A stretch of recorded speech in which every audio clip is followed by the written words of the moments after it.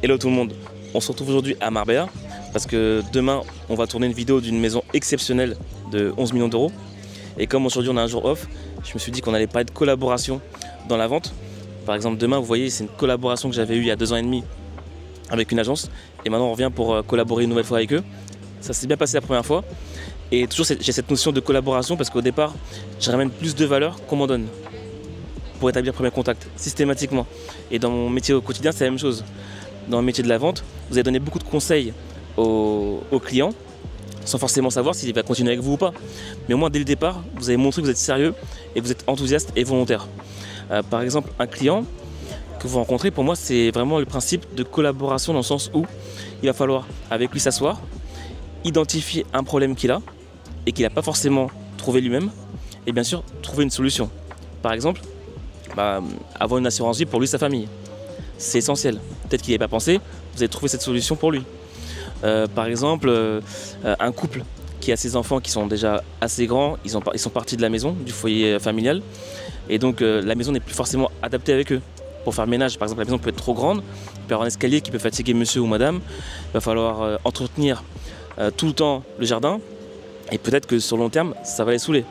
Donc la même chose, vous identifiez un problème et vous trouvez une solution. Par exemple, une maison en plein pied, moderne. Moins d'efforts au quotidien.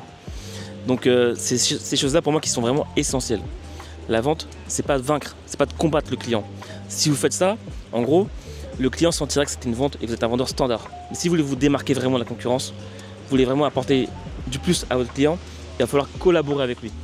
Et si vous collaborez très bien avec lui, qu'est-ce qu'il fera? Il va vous recommander. Et c'est vraiment essentiel. Le parrainage, je dis systématiquement, je me répète, je sais, c'est le saint graal de la vente. Et la vente, vous êtes confronté depuis que vous êtes petit sans le savoir. Quand on est petit, par exemple, on veut faire un sport, par exemple du basket ou du handball, alors que notre père pensait systématiquement que vous, ce serait le tennis, et il va falloir lui pitcher l'idée, lui faire comprendre que pour vous, c'est pas le tennis.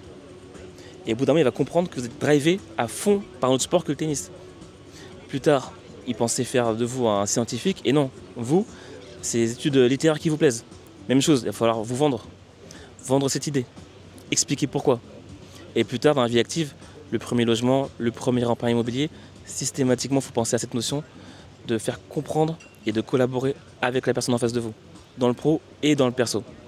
Vous voyez, la collaboration, c'est essentiel, même pour le réseau. Là, on se retrouve à Marbella, parce que quand je réseaute, moi, tout le temps, systématiquement, je pense, qu'est-ce que je peux apporter de plus à la personne en face de moi? Et systématiquement, les gens sont rarement des profiteurs. Qu'est-ce qu'ils font? Ils vous rappellent, vous entretenez des bonnes relations avec eux. Et sur long terme, vous êtes gagnant et eux aussi. Voilà, donc j'espère que c'est une vidéo qui vous servira. Dites-moi ce que vous en pensez en commentaire. Et d'ici une prochaine, je vous dis à bientôt. Ciao!